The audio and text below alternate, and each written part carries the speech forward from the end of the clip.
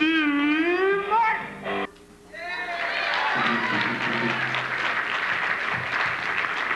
Hi, Crime Stoppers. Hi, now, let's repeat the Crime Stoppers oath. I promise not to bully my friends. I promise not to leave my keys in the car. I promise not to depreciate non-taxable items brought forth from the previous tax year. Good. And now let's repeat the nonconformist oath. I promise to be different. I promise to be different. I promise to be unique.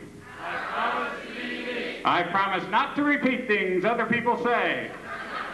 Good. Okay.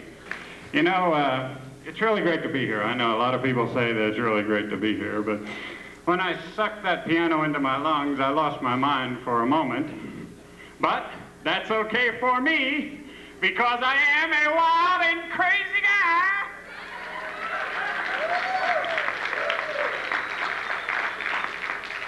I'm a unique kind of guy, too. Kind of guy that likes to have his own special scent. Not to smell like any other guy. I like to have my own individual odor. That's why I wear tuna fish sandwich. I put a tuna fish sandwich under each arm, one or two behind the ears, and I don't smell like any other guy. And it's economical, too, because the smell lasts for 4 or 5 days. But, hey, lately I've been able to afford my own private transportation, and I'm very happy to say that I purchased my own private transportation not too long ago, which I was able to land on runway, 24? It's not easy landing a station wagon here on the airstrip. And before we go any further, I wanted you to know, it wasn't said at the beginning of the show, but part of the money tonight will be going to charity. I always like to let everybody know about that. I do a lot of work with the Home for Unwed Mothers. I mean, come on, I'll help them get their start. But recently, I've written a few books that I'd like to tell you about. I just finished a book, Trouble in Doggy Land, Howdy Doody Man or Myth. Let's see, I wrote Renegade Nuns on Wheels, I'll Take the Alphabet. Oh, my big one was, you might have read this last year, How I Turned $1 Million in Real Estate into $25 in Cash. That was on the bestseller list. And I wrote The Apple Pie Hubbub, and this was a significant novel for me because it was the first time I started using verbs. My novels seemed to brighten up after that. Uh-oh, I'm getting happy feet.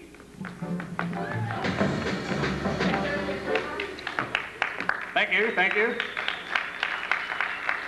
You know, I was thinking on the way out tonight, wouldn't it be weird if you died and went to heaven when you woke up and you found out you were in heaven and you saw that it was really like people said it was? You know, angels with wings on and pearly gates and, you know, clouds and people floating around, all the good people wearing white. And you say, well, okay, I thought all this was bullcorn, you know. But I'll walk in anyhow and somebody says, oh, you've been keeping records on me? Well, I haven't been so bad, have I? I mean, how many times did I take the Lord's name in vain? Ooh, 1,000,006? Jesus.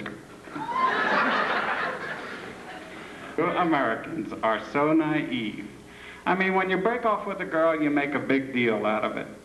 Where I come from, we go to a girl, and we have a mature way of handling it. We say, I break with thee, I break with thee, I break with thee, and we throw dog poop on their shoes. That way, me and my brother, we go to a swinging singles bar, and we look for the girls with the dog poop on their shoes. Hey, I notice you have dog poopy on your shoes. But, you know, people come to me and they say, hey, what kind of girl would you like to meet? I'd like a girl with a head on her shoulders. I hate necks.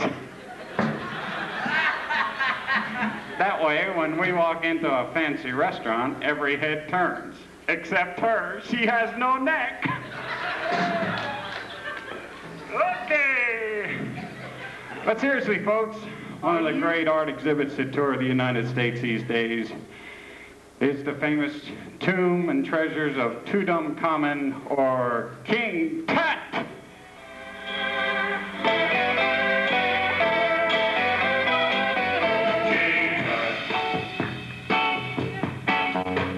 Now when he was a young man, he never thought he'd see people stand in line to see the boy king. How to get so funky? Did you do the monkey? Born in Arizona, moved to Babylonia. Now if I'd known that line up just to see him, I'd take all my money and bought me a museum.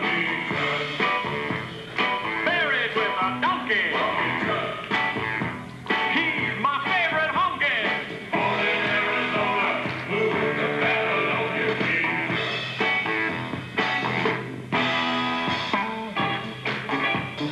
Dancing by the night. The ladies love the style. Rockin' for the fight.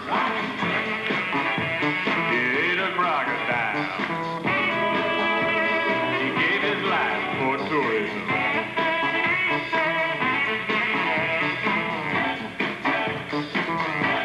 Golden idol.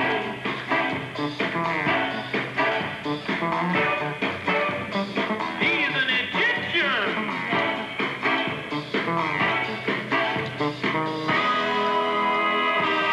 They're selling you.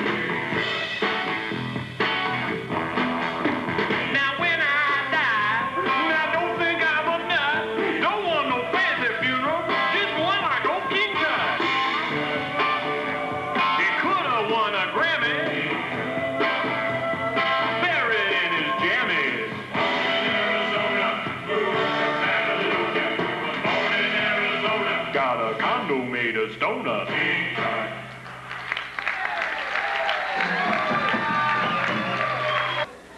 Hello, Dolly. How are you tonight, Steve? Fine, John. How are you? Pretty good. Good. You look terrible. Thank you very much. It's not easy doing a tremendous sketch like that, I'll tell you. And frankly, I'm a little bit worn out, but I'm wondering how could you tell that I look terrible and that I'm worn out? You have bags under your eyes. I mean, really? His joke. His joke. Wait a minute. How's that? Thank you. Thank you very much. Did you have to go to school to learn how to do that, or? Well, yes, you know, I'm really into the school thing. I think it's important for people to go to school, to get an education so that they can get ahead and be a big star like me. For example, in school they teach you answers to philosophical questions. And yes, I do have an example of one. Philosophical questions like, is it okay to yell movie in a crowded firehouse?